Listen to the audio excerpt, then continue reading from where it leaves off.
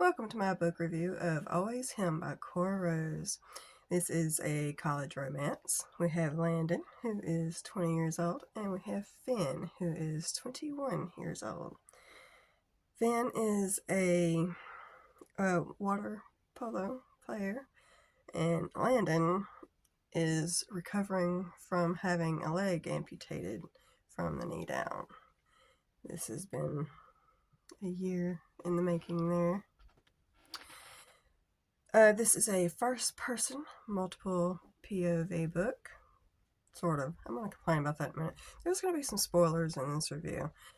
If you don't want that, do not continue watching past this point. It's not going to be big spoilers, but it's going to be a few little minor spoilers.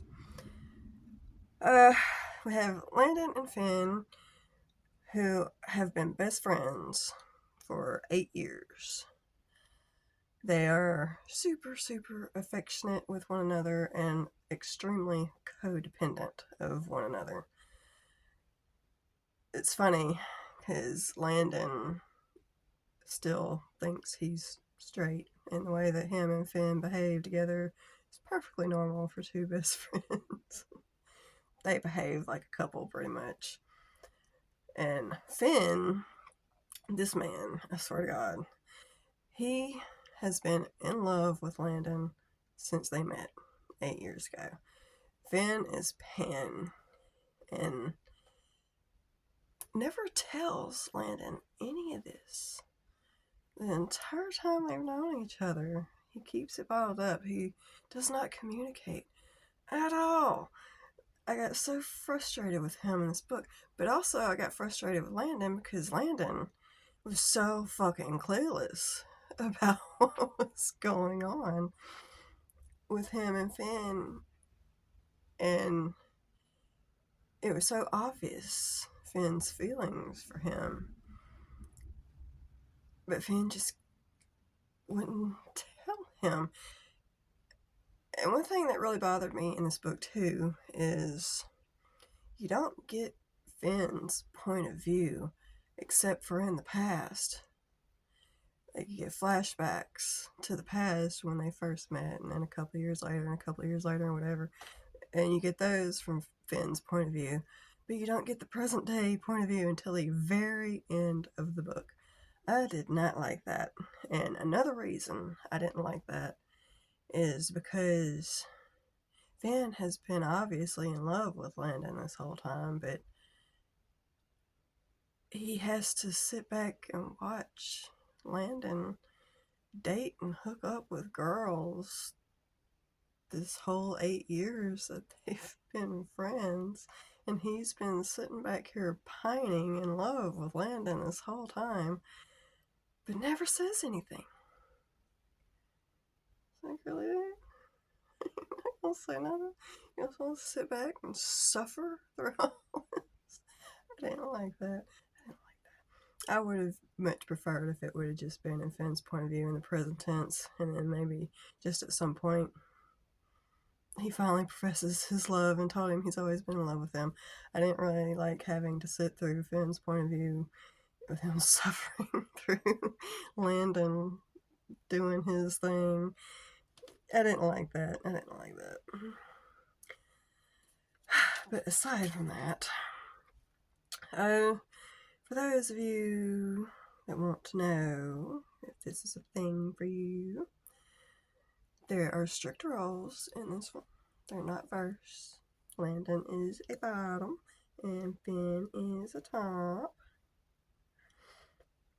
And this is a bit of a spoiler, because I know a lot of people are looking for certain tropes to read, and this is a little bit of a spoiler because it doesn't get mentioned until late in the book. But Finn is a virgin. He saves himself for Landon.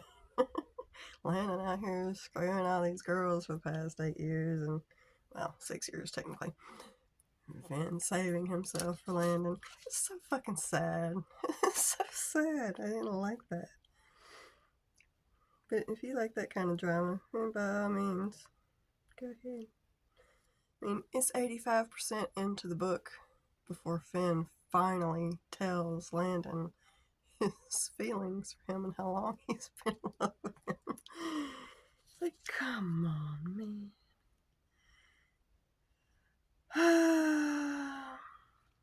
Hold on just a second. Alright.